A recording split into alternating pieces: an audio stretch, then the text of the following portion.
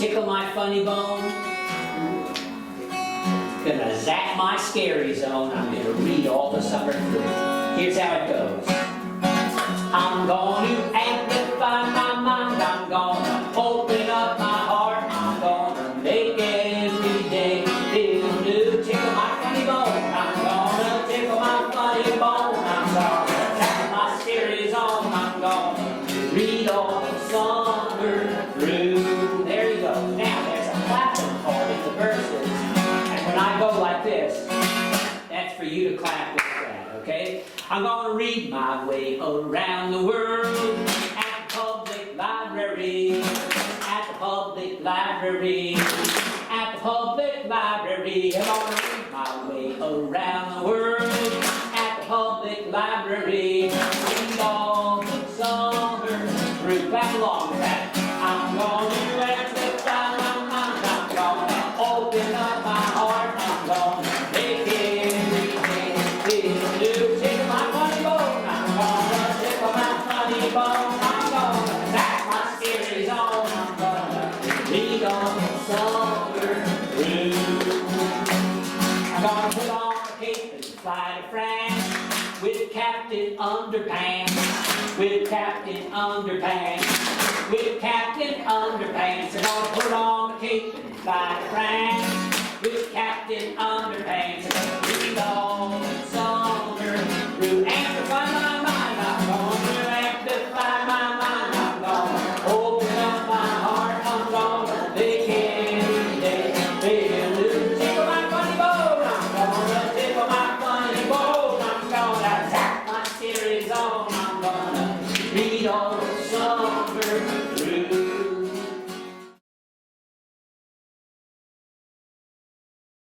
And this creation tale comes from this book, Whiskers, Tails, and Wings, and it's a story about a sea turtle. To be exact, a leatherback sea turtle.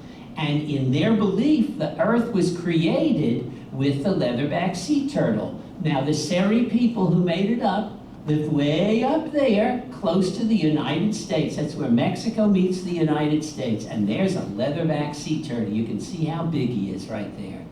But the babies are teeny tiny. There they are going off into the water. Now, in this story, it's going to talk about a sea snail. A sea snail is about this big. A triggerfish and a sea urchin, which some fish like to eat. Okay? And I'm going to make you a sea turtle as I go, okay? So, here's how it starts. I'm going to sing a little song for you.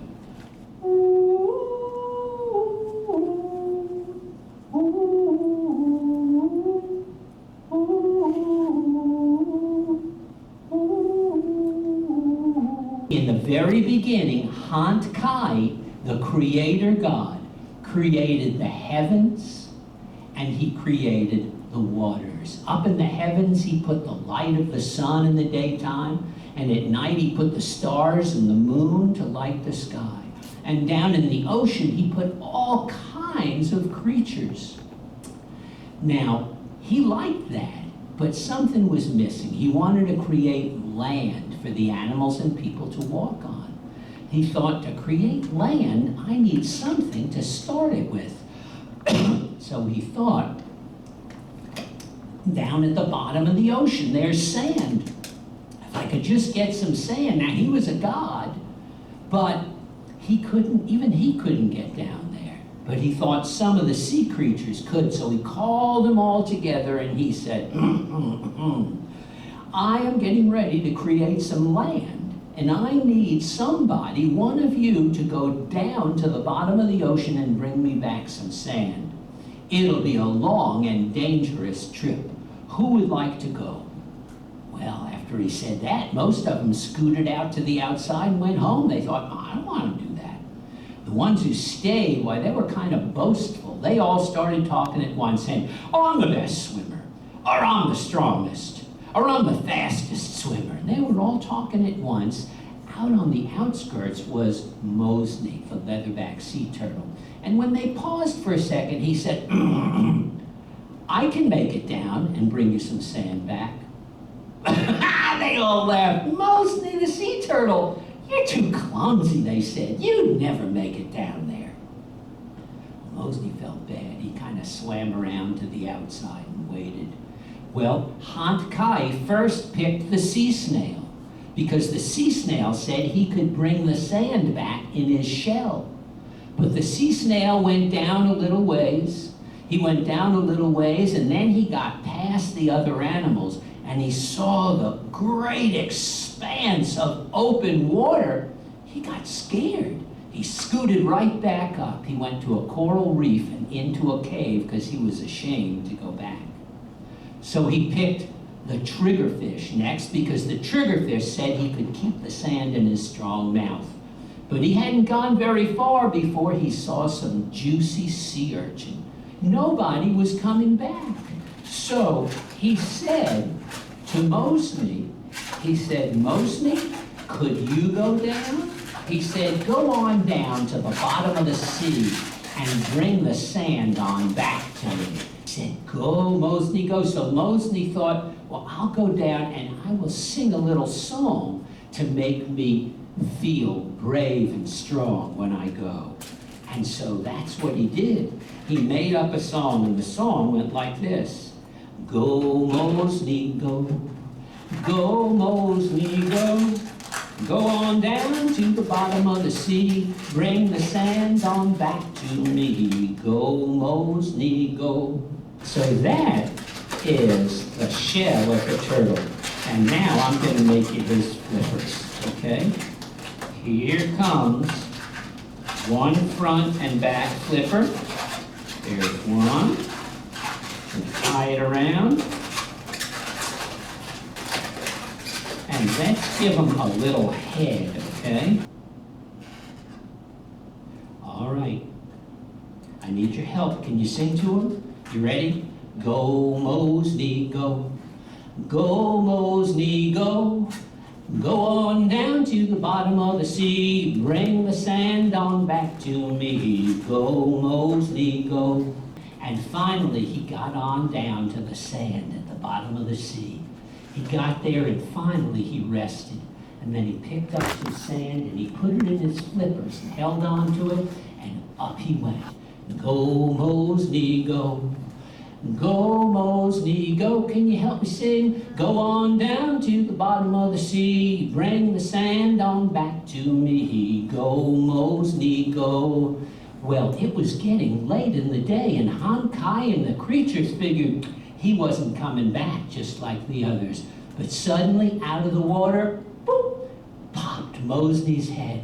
Hooray! They shouted, Mosni's back. Can you shout that with me? Hooray! Mosni's back. Han Kai came over and he put his arm around Mosni. He said, good job, Mosni. Well done. But Mosni looked kind of sad. He said, Han Kai, I'm so sorry.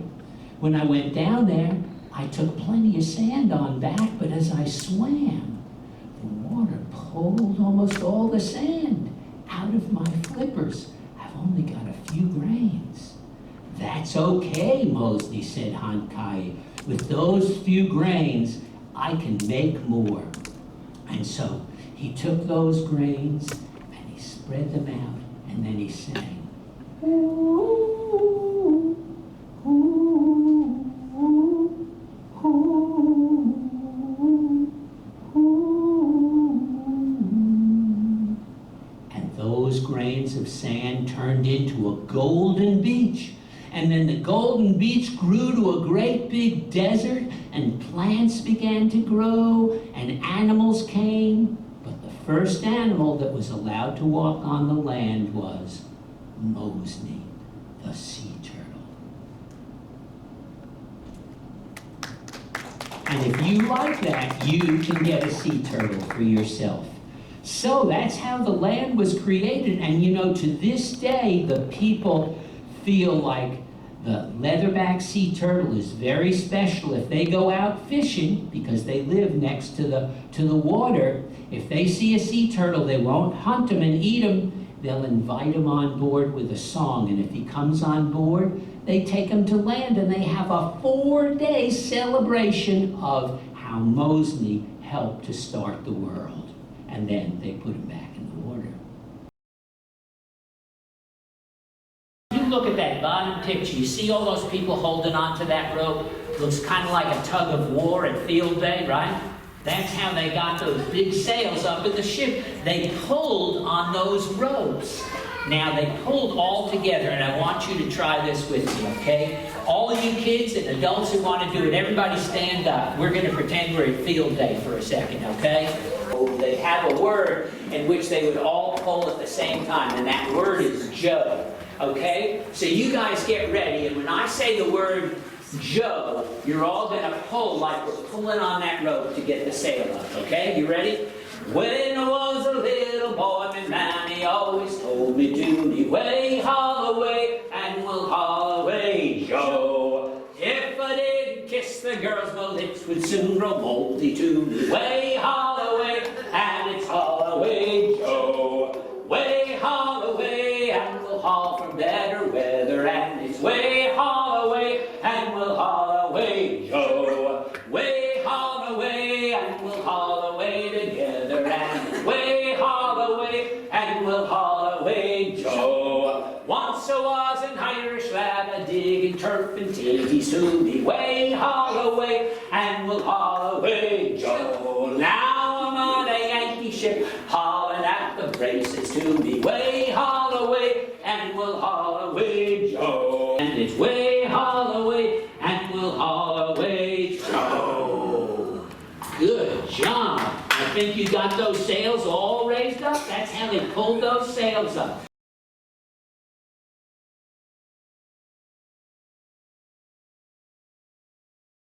Aha. How I became a pirate. We'll start out with some funny pirate stories. How many of you have read that book? Oh, wow. Woo, that's a very popular one. Yeah, it sure is. Let's see. Well, I'm going to make a little pirate sword here. And if you like this, you can get one afterwards. Yep, we'll make the handle first.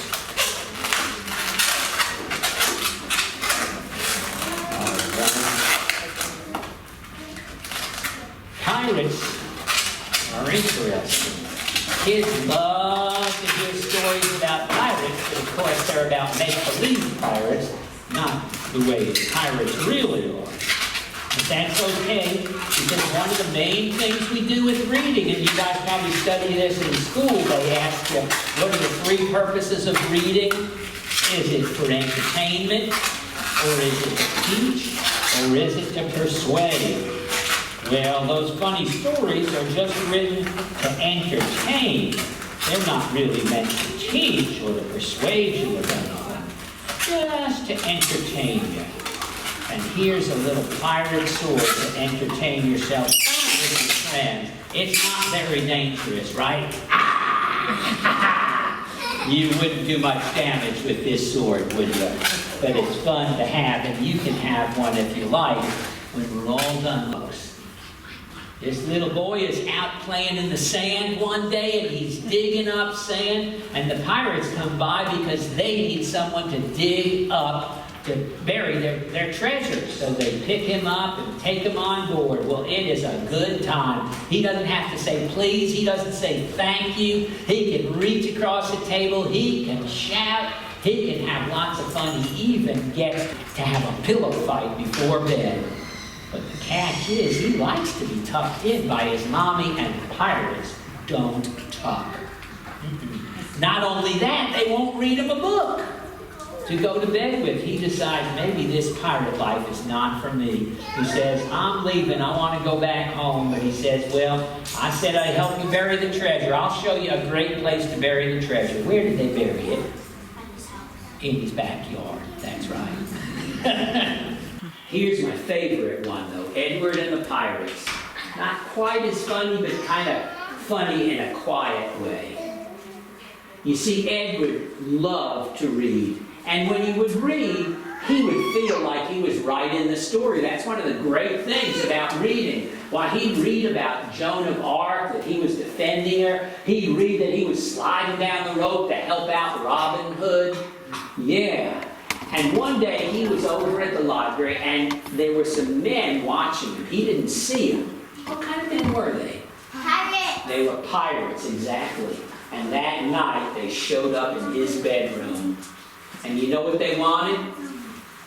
They wanted his book. He had a book about buried treasure.